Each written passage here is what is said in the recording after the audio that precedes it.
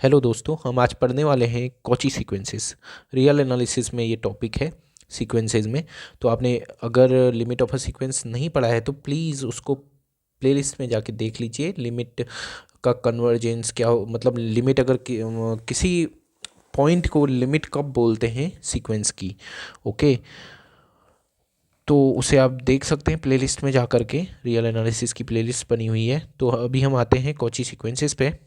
Cauchy sequences, Cauchy sequence. तो Cauchy sequence कब बोलेंगे किसी सीक्वेंस को? मान लीजिए कि यूएन इज, ये कोई सीक्वेंस है, ठीक है। ऐसे साइन मतलब सीक्वेंस है। The sequence U N is said to be Cauchy, said to be Cauchy if for every, for each बोलो या एवरी बोलो, for each given epsilon greater than 0 there exists a natural number k belong to n such that for all m n greater equal to k we have um minus un is less than epsilon। Condition क्या है main? देखो मैं दोबारा लिख लेता हूँ, ये हमारा पूरा हो गया। मतलब कंडीशन क्या है? U M minus U N is less than epsilon for all M N greater equal to के।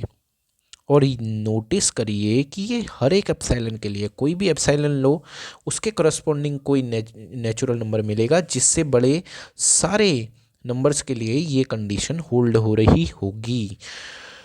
अब यहाँ पे कॉची सीक्वेंसेस का काम क्यों आया? कॉची सीक्वेंसेस क्यों चाहिए हमको? पहले तो हमको लिमिट का पता होता था, अब लिमिट का पता नहीं है।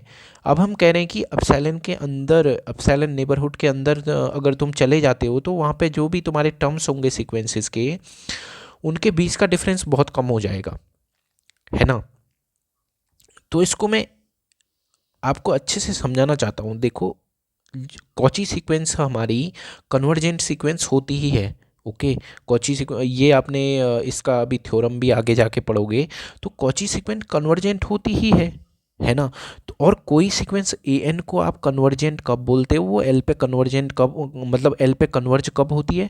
जब ए एन माइनस एल को आप हर एक एप्सिलॉन से छोटा बना सकते हो for all N greater equal to M के लिए। ये आप डेफिनेशन पढ़ के आइए पहले, अगर नहीं पढ़ा है तो मैंने प्लेलिस्ट, मतलब इस पे वीडियो बनाई है लिमिट ऑफ अ सीक्वेंस पे।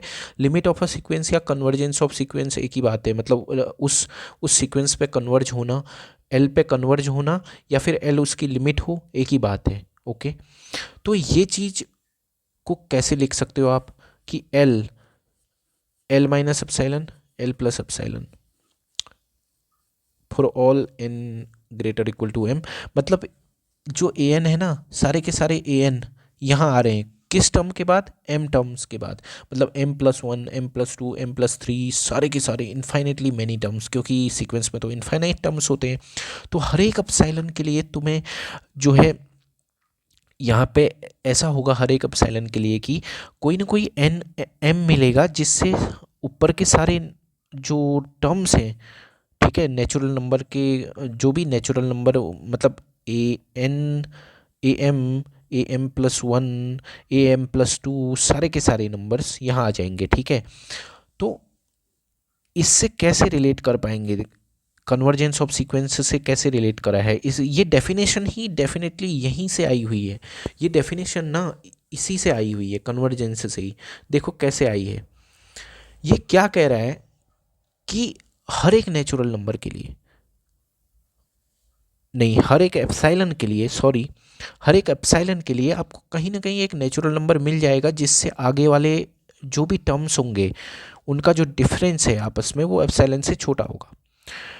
और ये कन्वर्जेंस क्या बोलता है कि हर एक एप्सिलॉन, हर एक एप्सिलॉन के लिए तुम्हें ऐसा एम मिलेगा जिसके बाद के सारे टर्म्स इसके अंदर आ जाएंगे। अब देखो, मान लो कोई दो टर्म्स हैं, ध्यान से देखना। कोई सही सा कलर देखता हूँ। ये है, मान लो कोई दो टर्म्स हैं जो यहाँ पे है, एक एक टर्म, दूसरा यहाँ पे है। ठीक है, कोई एक टर्म यहाँ पे है, दूसरा यहाँ पे है।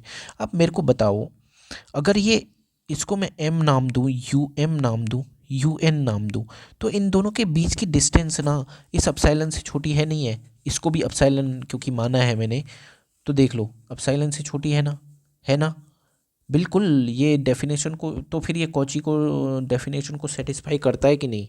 बिल्कुल कर रहा है ना, डेफिनेशन को सेटिस्फाई कर रहा है ये।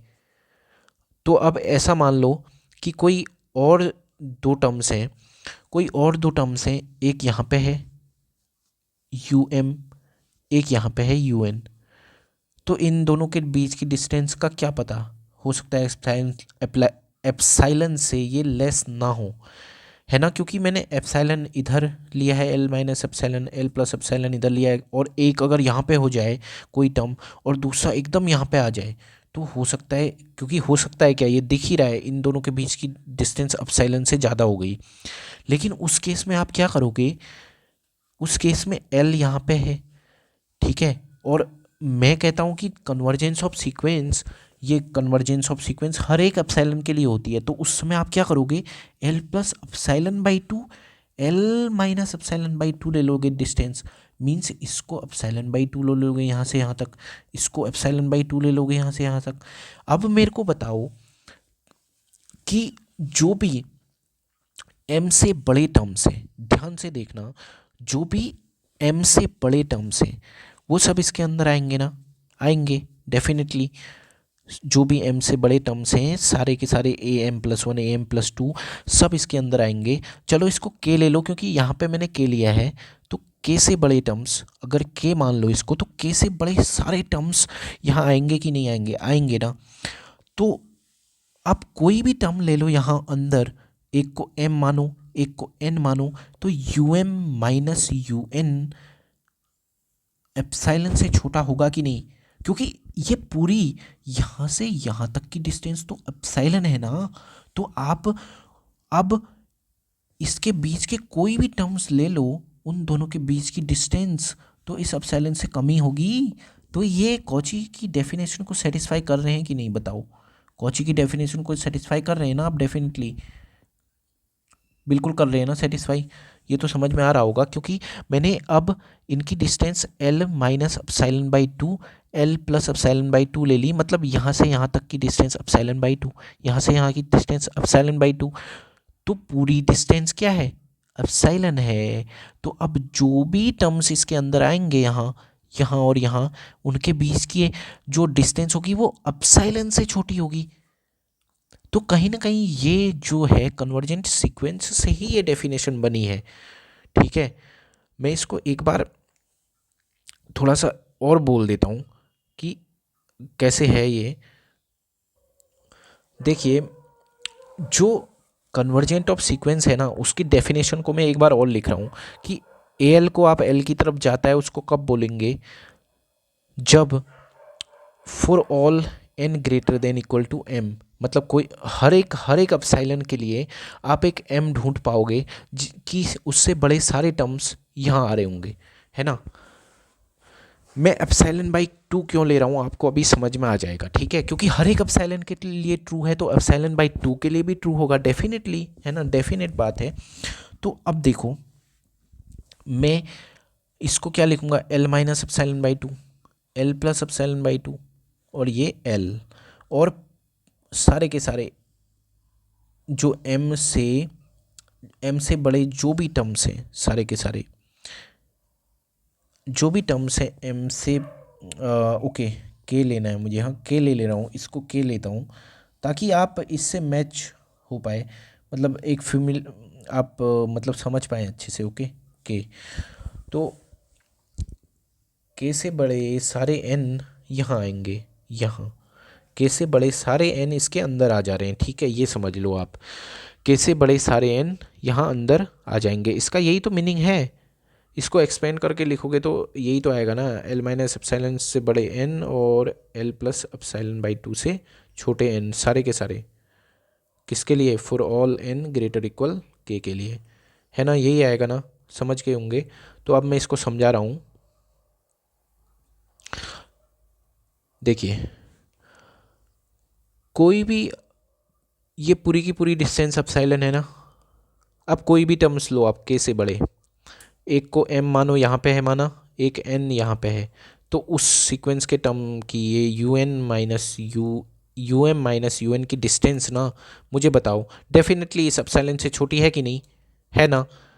तो हर समय आप कोई सा भी एप्सिलॉन ले लो, यहाँ पे आप कोई सा भी एप्सिलॉन ले लोगे, तो मैं यहाँ पे अगर आपने मान लो, देखो यहाँ पे मान लो तुमने थोड़ा सा बड़ा ले लिया, 2 एप्सिलॉन ले लिया, ठीक है, बड़ा नहीं और भी छोटा ले लिया, और भी छोटा मान लो, यहाँ पे तुमने अगर एप्सिलॉन बाई 4 ले लिया, ध्यान से समझना, एप्सिलॉन बाई 2 ले लिया, चलो एप्सिलॉन बाई 2, तो मैं यहाँ एप्सिलॉन बाई 4 ले लूँगा।